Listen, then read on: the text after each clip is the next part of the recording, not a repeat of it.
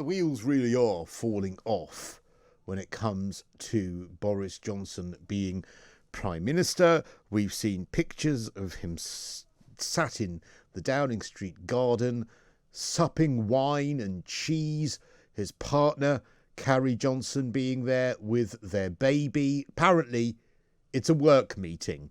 Who knew you could have wine at a work meeting? And it's quite interesting because, of course, only last week they were saying that the quiz they were having was not a party because there was no wine being served. So by their own rules, wine being served does make it a party.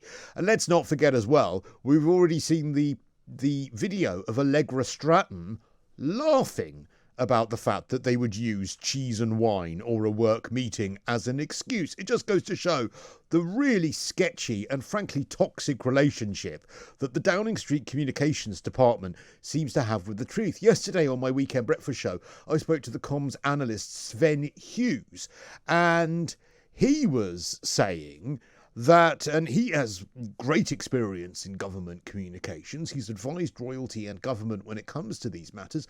And he says that there is a really, really toxic ideology within Downing Street and it comes to their communications. Their mantra seems to constantly be, what can we get away with? How can we get away with this? And let's look at the list of things that they've had to get away with. Dominic Cummings.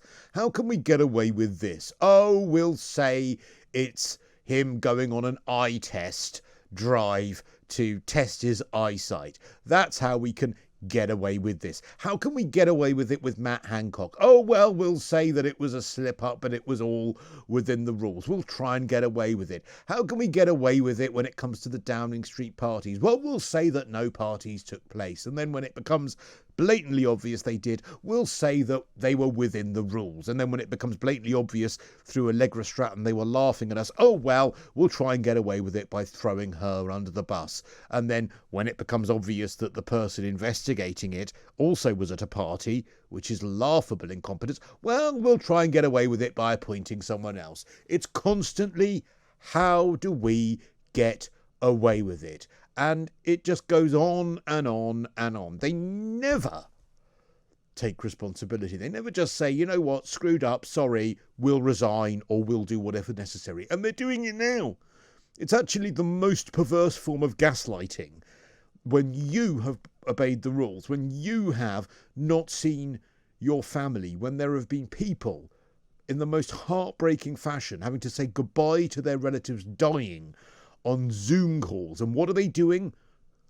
Scoffing cheese and quaffing wine in the back garden of Downing Street. And rather than having the balls, frankly, to take responsibility for being caught out, what do?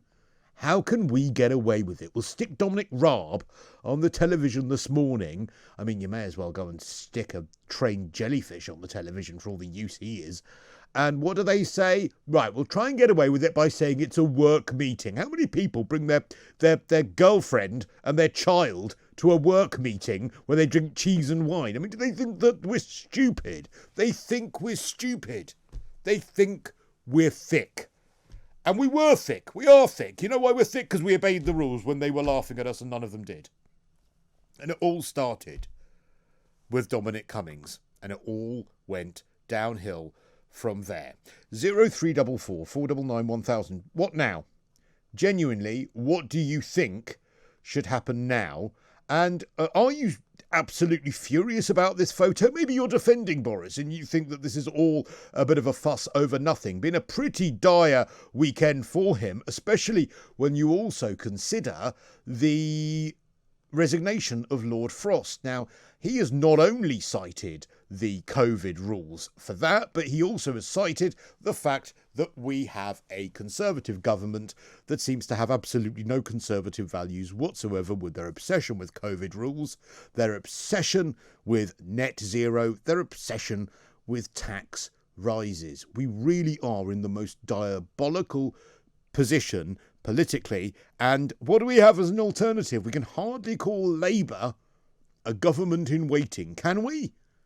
I mean, have you ever felt more depressed about those people in charge of us and those people who are supposed to be holding the government to account. I feel like we are doing a better job of opposition. I feel like the 100 Tory MPs on the backbenchers are doing a better job of opposition. Where do you stand?